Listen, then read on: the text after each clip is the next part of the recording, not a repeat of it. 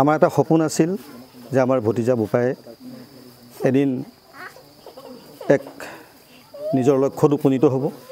আজি সেই সপোনে আমাৰ সাকাৰ ৰূপ দিলে, সেয়েহে ভগৱানৰ ওচৰত সেৱা ধৰিছোঁ।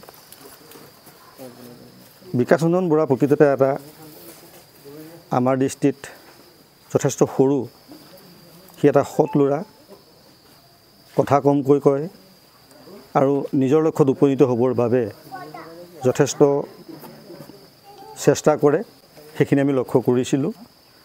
কঠোৰ অধ্যৱসায় অব্যাহত ৰাখিছিল।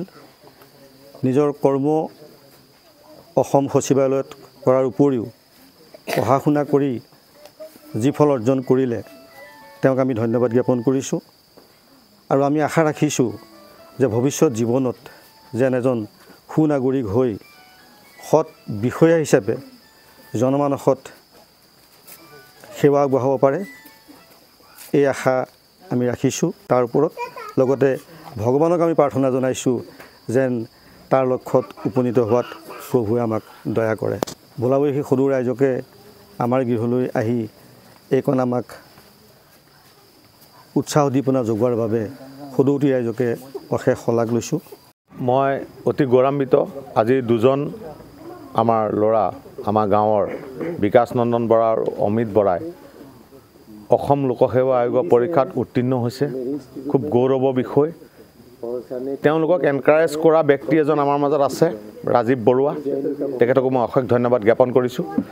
আৰু লগতে আমাৰ শিক্ষাগুৰুসকল, ভোলাবৰীৰ শিক্ষাগুৰুসকলক মই অশেষ ধন্যবাদ আৰু কৃতজ্ঞতা জ্ঞাপন কৰিছোঁ। যিহেতু এই শিক্ষা নোহোৱা হ'লে তেওঁ হয়তো এই ক্ষমতাটো আৰ্জিব নোৱাৰিলহেঁতেন। আৰু ভোলাবৰীবাসীৰ বাবে ইমানেই গৌৰৱৰ বিষয়, আমাৰ ভোলাবৰীত বৰ্তমান আমাৰ লোকসেৱা আয়োগৰ কোনো ধৰণৰ বিষয়া নাছিলে।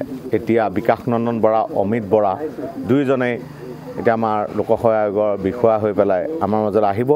মই অনাগত দিনত তেওঁলোকক অনুৰোধ জনাওঁ, আমাৰ অকল লোকসেৱা আয়োগে নহয়, ইণ্ডিয়ান ইনষ্টিটিউট অফ মেনেজমেণ্ট আৰু IITত বা এনেকুৱা ধৰণৰ ইনষ্টিটিউটত বা NDA এইখিনি পঢ়া শুনা কৰিব লাগে আমাৰ ছাত্ৰ ছাত্ৰীসকলে। তেওঁলোকে এনকাৰেজ কৰক। আমি এতিয়া গাঁৱত থাকোঁ, আমি ইমান নাজানো, গতিকে তেওঁলোকক মই ছাত্ৰ ছাত্ৰীসকলক আমাৰ এইবিলাক বিষয়লৈ IIM, IIT, NDA এই বিষয়বিলাকলৈ আগবঢ়াই দিবৰ বাবে মই বিশেষভাৱে অনুৰোধ জনাইছোঁ। আৰু তেওঁলোকৰ সাফল্যতাত মই অতি আনন্দিত আৰু গৌৰৱান্বিত।